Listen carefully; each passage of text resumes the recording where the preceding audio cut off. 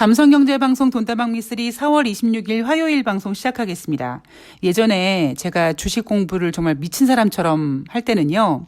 매일매일 잠들기 전에 두 손 모아서 간곡하게 소망했던 두 가지 바람이 있었습니다. 첫 번째 뭐였냐면 죽을 때까지 주식으로 먹고 살 수 있는 능력을 주십시오 였고요. 두 번째는 좀 철없는 소원일 수도 있는데요. 내일 상한가 갈 종목을 오늘 밤 꿈에서 좀 보여주십시오. 이거였습니다. 아마 주식 투자하시는 분들은요. 최소한 미쓰리의 두 가지 소원 중에서 두 번째 소원은 아마 여러분들도 한 번쯤은 생각해 보셨을 것 같은데요.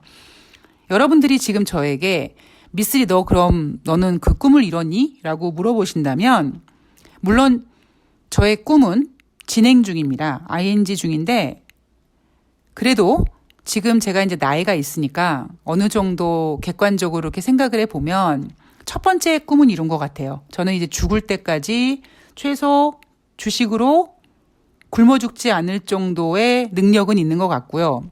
두 번째는 뭐 굳이 상한가까지는 바라진 않고요.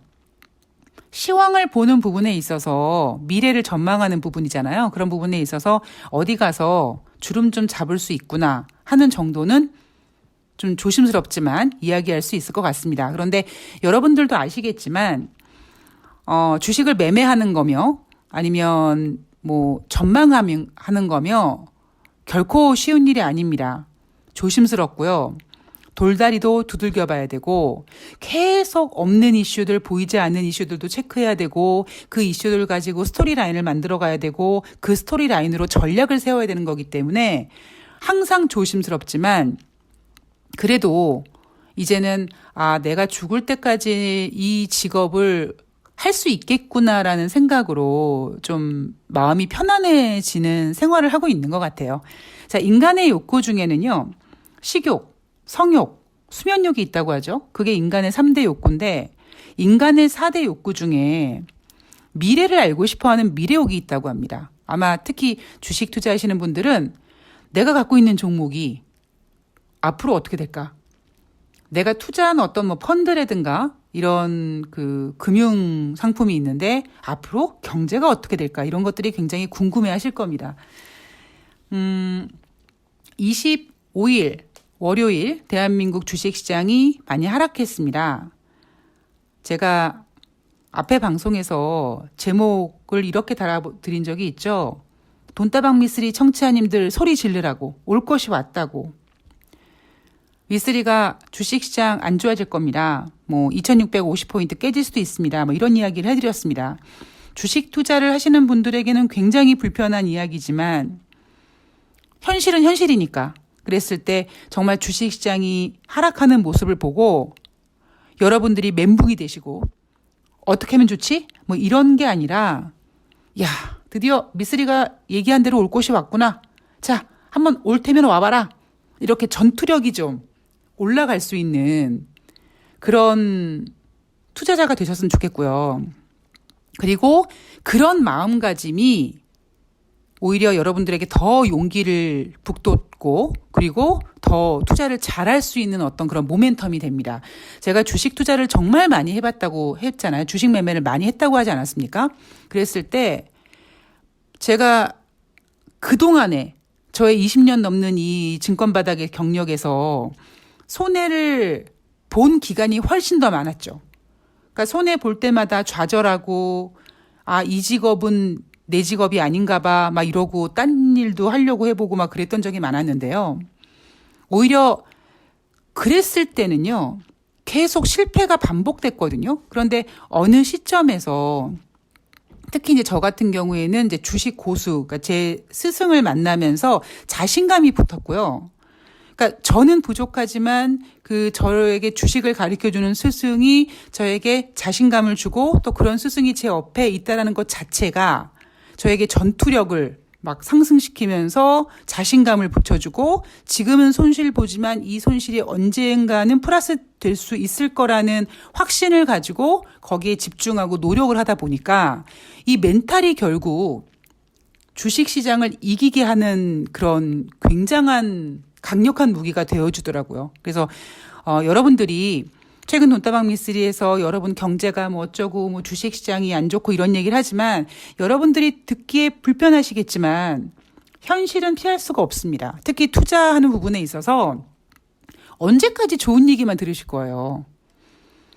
그렇기 때문에 오히려 여러분들께서 불편하신 얘기지만 그 불편하신 이야기를 들음으로써 좌절하는 게 아니라 아, 그렇다 그거지? 알았어. 그럼 나는 이렇게 할 거야. 이런 계획을 세울 거야. 이렇게 전략을 세울 거야 하고 오히려 투자하는 부분에 있어서 훨씬 더 멘탈을 강력하게 하는 그런 요인으로 돈다방 미쓰리를 청취해 주셨으면 좋겠습니다. 자, 오늘 돈다방 미쓰리는요. 25일 월요일 뉴욕 증시 마감 현황을 체크해 볼 거고요. 그리고 26일 화요일 국내 증시 상황을 점검해 보도록 하겠습니다. 25일 월요일 뉴욕 증시는 반등했습니다. 자, 돈다방 미쓰리를 지금 7년 동안 진행하면서 제가 몇 가지 규칙을 좀 세워놨죠. 첫 번째, 돈다방 미쓰리는 개미 투자자라고 부르지 않습니다. 왜 투자자들을 개미라고 합니까? 당당하게 개인으로 하자. 외국인들은 외인이라고 하고 기관들은 물론 기관 놈이지만 기관이라고 하는데 왜 개인 투자자들은 개미라고 그 약하고 약한 개미로 지칭하느냐. 당당하게 개인 투자자로 하자. 두 번째, 주식시장이 아무리 올라가도 아무리 하락해도 급등이니 폭락이니 붕괴니 이렇게 듣기만 해도 공포스러운, 듣기만 해도 흥분되는 그런 단어는 좀 지양하자. 그리고 상승과 반등은 확실하게 말씀드리자. 이겁니다. 자, 25일 월요일 뉴욕 증시는요. 상승이 아니라 반등입니다. 다우지수가 0.7%, S&P 500이 0.57%, 나스닥이 1.29% 반등했습니다. 자, 우선 제가 최근 방송에서 경제 지표가 그렇게 중요하지 않다 지금 현재로는 하찮은 경제 지표들이 발표가 된다라고 말씀드렸죠. 그 하찮은 경제 지표부터 보도록 하겠습니다. 시카고 연방은행이 발표한 3월달 전미활동 지수가 2월 달에는 0.54였는데 3월 달에는 0.44로 전월 대비 부진했습니다. 그리고 댈러스 연방은행 지역의 제조업 지수는요. 전월에는 8.7이었는데 이번에는 1.1로 전월 대비 부진했습니다. 자, 경제지표 부진하죠. 그리고 이제 앞으로 계속 나올 주택 관련 지표도 아마 지난 3월달 금리 인상 때문에 기존 주택 판매, 신규 주택 판매 등 주택 판매에 관련된 지표도 전월 대비 부진한 결과가 나올 가능성이 높습니다. 자, 국제 유가는요. WTI가 3.5% 하락해서 98.54달러를 기록했습니다. 국제 유가 시장의 마감 현황을 검색해서 확인해 보면 100달러가 붕괴됐다라는 표현을 씁니다. 그런데 100달러는요, 이미 지난번에 깨졌습니다. 언제 깨졌냐면 세계은행과 IMF에서 글로벌 경제를 경고했죠. IMF에서는 부채 증가를 걱정했고 세계은행에서는 글로벌 경제 성장률을 하향 조정했습니다. 그 보고서들이 나오면서 이미 국제유가는 쫄았어요. 그래서 그때 100달러를 내놨습니다. 그리고 다시 반등했다가 이제 다시 100달러 아래로 내려왔습니다. 그 얘기는 뭐냐면 이제 국제유가 시장이 정점을 찍고 방향을 아래로 틀고 있다는 얘기를 저는 해드리고 있는 겁니다. 자, 특히 이날 4월 25일 국제유가가 100달러를 내놓은 이유는 중국의 코로나19 봉쇄 조치 강화 때문에 중국이 굉장히 큰 시장이니까 글로벌 공급망에 차질이 생길 것이다. 그리고 중국 시장이 크니까 중국이 저렇게 멈춰버리면, 봉쇄되면 세계 경기 둔화가 우려된다. 이러한 이유로 국제유가가 하락했다고 하죠. 자, 그러면 중국이 과연 어떤 상황인지 보겠습니다. 상하이에 이어서 베이징도 사실상 봉쇄 조치를 시작했다고 하죠. 그래서 25일 월요일 우리나라 주식시장도 하락했지만 중국 상해 종합지수 같은 경우에는요. 5% 이상 하락하면서 3,000포인트가 깨졌습니다. 그리고 위안화 가치가 하락하고 있습니다.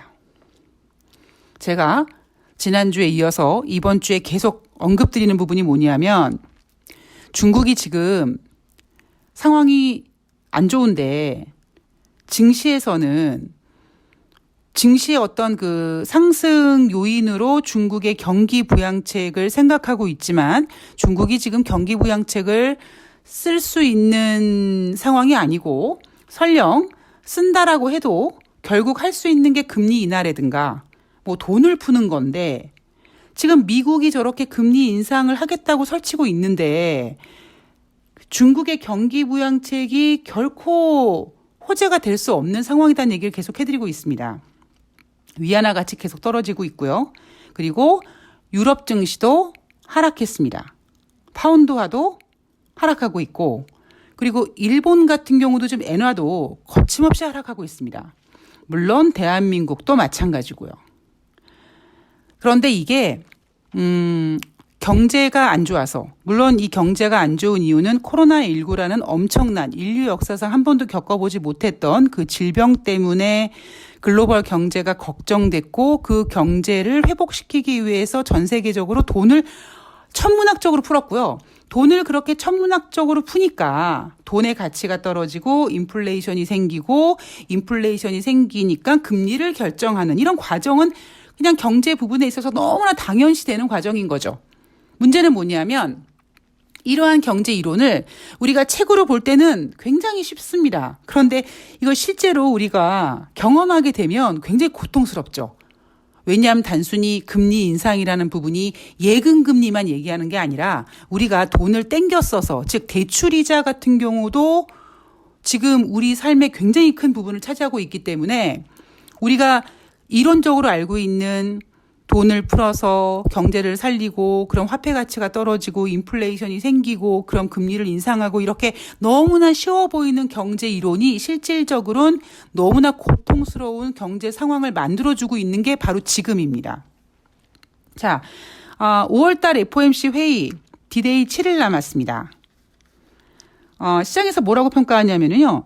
중국의 코로나19 발병이 미국의 금리 인상에 대해 우려했던 투자자들을 겁에 질리게 하고 있다고 합니다. 이미 돈다방 미쓰리에서는 여러분 D-Day 30일 남았어요. 5월 달에 금리 인상을 50bp 한다고 하는데도 불구하고 미국 증시가 저렇게 견고한 이유는 아직까지 5월 달 FOMC가 많이 남아서 30일 이상 남았기 때문에 여유롭기 때문에 자네가 저기 여유를 부리고 있다. 그런데 점점점 이제 5월 달이 다가오면서 현실화되면서 증시가 공포에 떨 것이다. 이런 얘기 계속 해드렸습니다. 그러니까 여러분들은 공포에 떠시면 안 돼요. 여러분들은 어떤 마음을 가지셔야 됩니까? 이야, 미쓰리가 얘기한 대로 드디어 올 것이 왔구나입니다. 그런데요, 재미있는 사실은 또 미쓰리가 맨날 부정적인 얘기만 하는 거 아니잖아요? 호재를 또 찾아봐야 되지 않겠습니까? 여러분, 코로나19 발병이 미국 금리 인상에 대해 우려했던 투자자들을 겁에 질리게 한다. 글쎄요, 투자자들은 겁에 질려 할지 모르겠습니다만 최소한 돈다방 미쓰리 청취자들에게는 겁에 질릴 일도 아니고 그리고 두 번째, 오히려 중국의 코로나19 발병이 지금 6월 달에 75bp 하겠다고 설레발치는 저것들의 주둥이를 닥치게 하지 않을까요?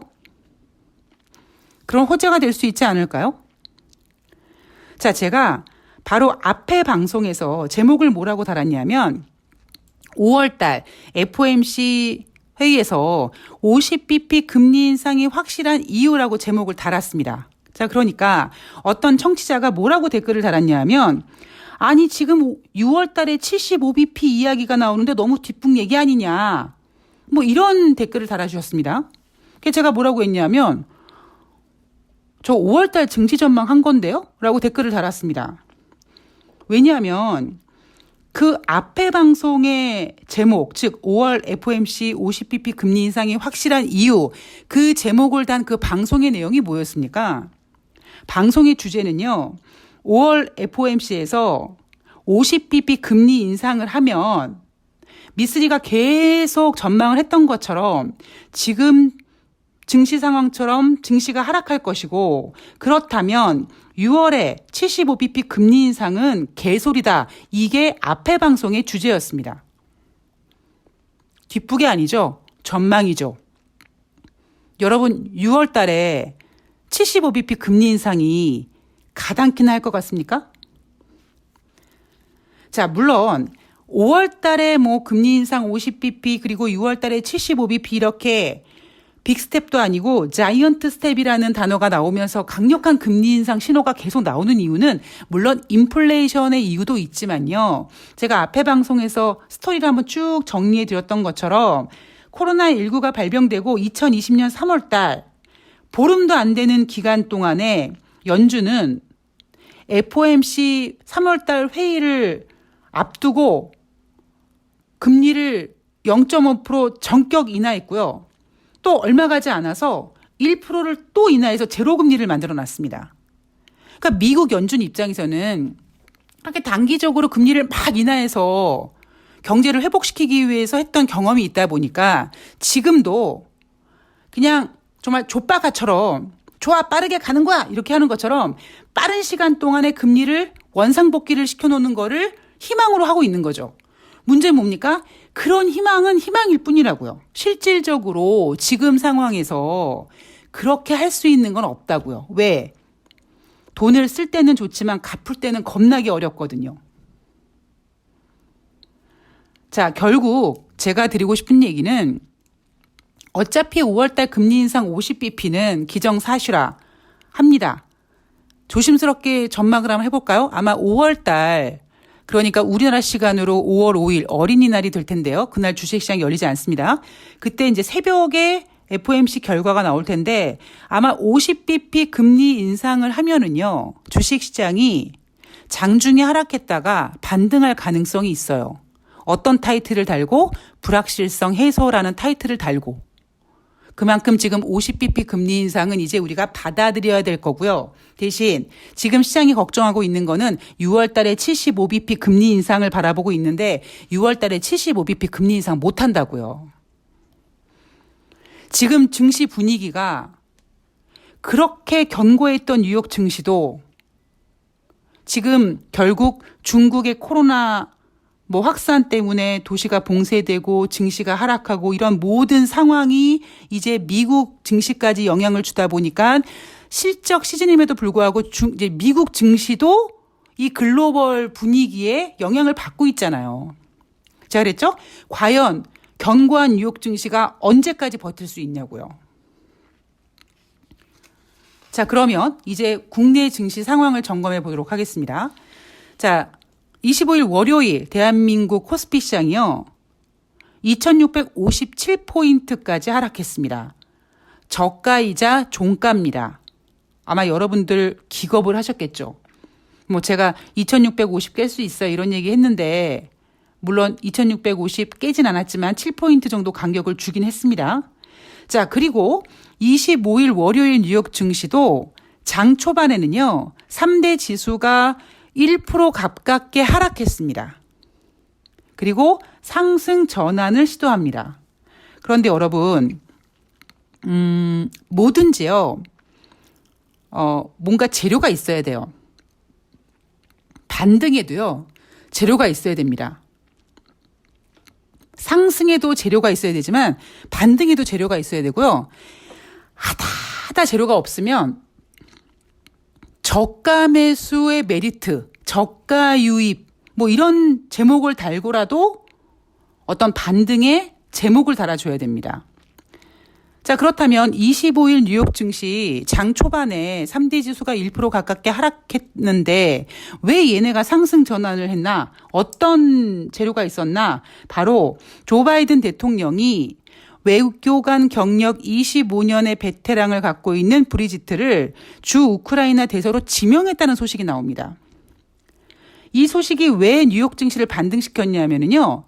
지난 2월 24일 날 미국이 러시아가 우크라이나 공격할 것 같다는 그런 분위기가 형성되다 보니까 2월 24일 날 우크라이나 침공 직전에 미국이 대사관 인력을 철수시킨다는 기사가 나왔거든요.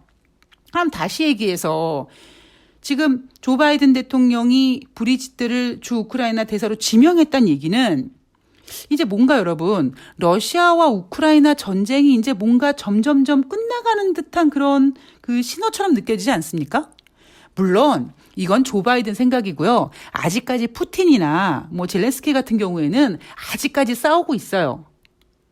그런데 제가 앞에 방송에서 뭐라고 했냐면 이제 두 나라가 막 격해져서 야 이것들아 그만 좀 해 이제 이런 얘기가 나오면 이제 뭐 정상이 만나든 아니면 정상급의 어떤 그 위치에 있는 사람들이 만나서 합의를 하고 만나서 평화 협상이라기보다는 어차피 둘 다 지금 너덜너덜해졌으니까 지네들끼리 조금씩 양보하고 하면서 그냥 이렇게 상처뿐인 영광 같은 그런 협상을 할 거면 러시아와 우크라이나 전쟁도 이제 거의 끝 무렵에 가거든요.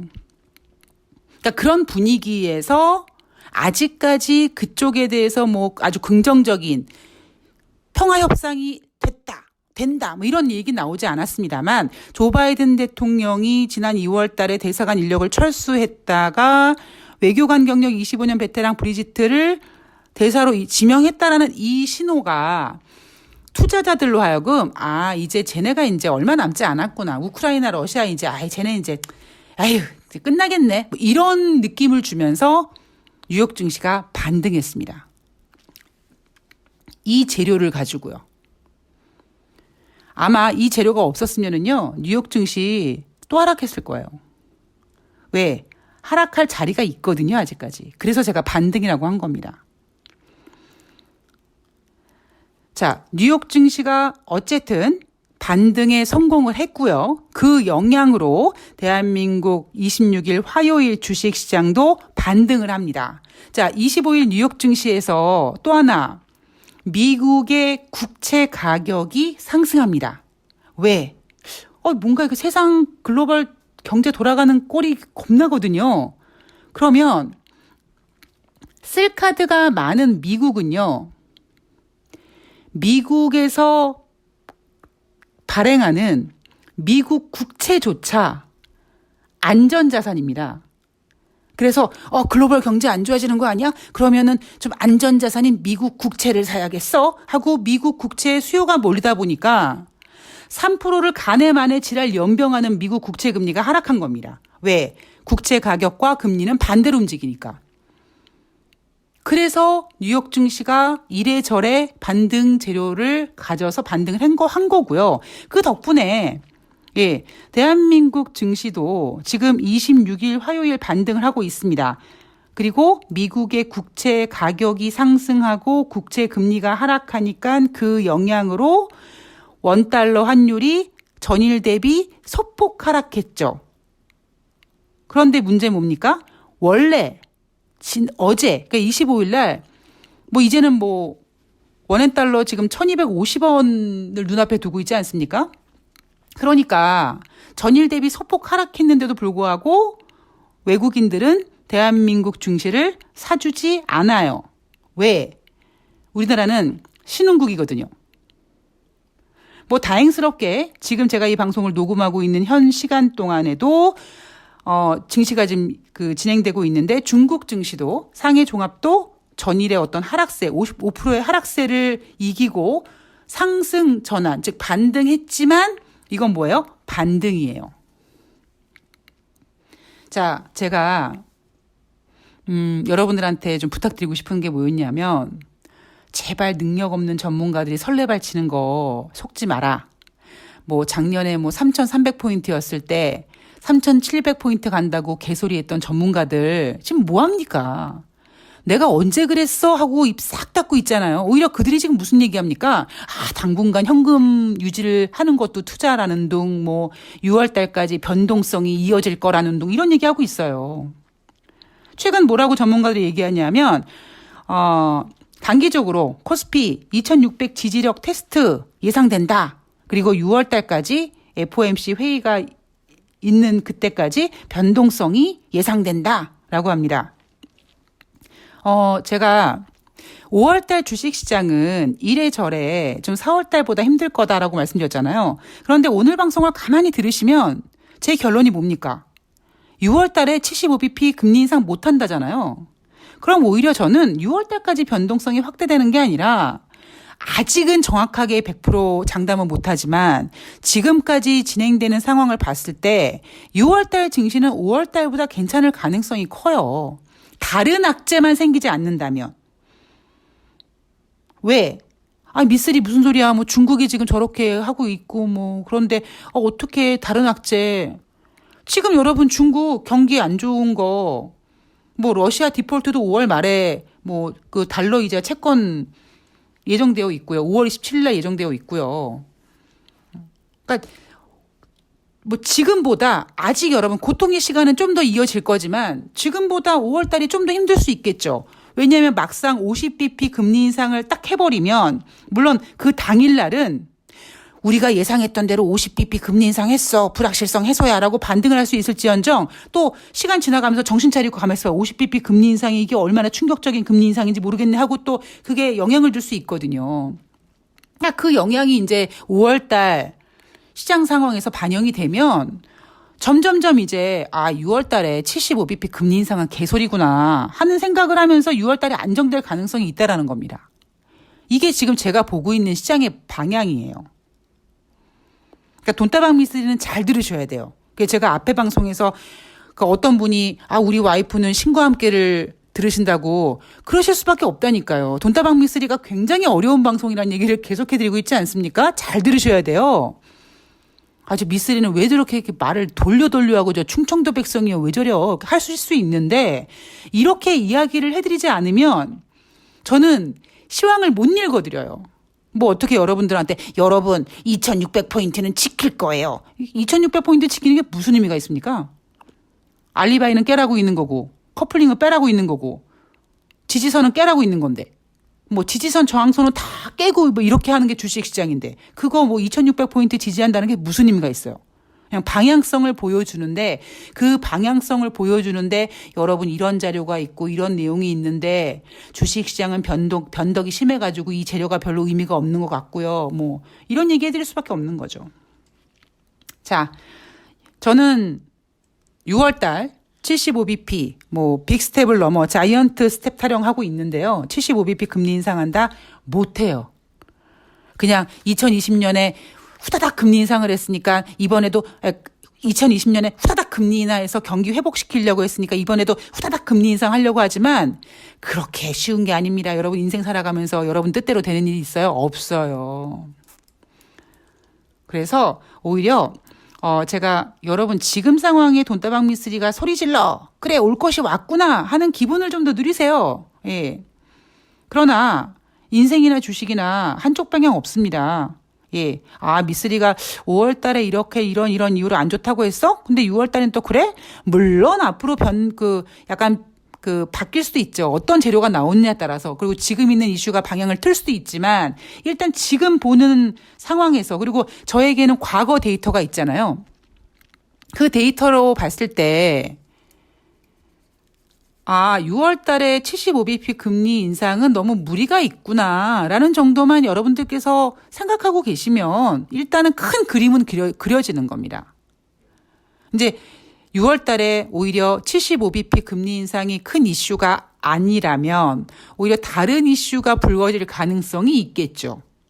그리고 더 큰 그림을 그리면 일단 제가 매번 반복해서 말씀드리지만 2, 3년 전 그러니까 엄청난 유동성 장세 보름도 안 된 시간 동안 미국이 1.5% 금리 인하를 엄청나게 해댈 때 그 유동성 덕분에 주식시장이 올랐고 그 주식시장에 참여하신 주린이 분들에게는 고통스러운 시간이라고요. 자, 오늘 반등 일단 누리십시오. 그런데 제가 말씀드리죠. 상승이 아닙니다. 예.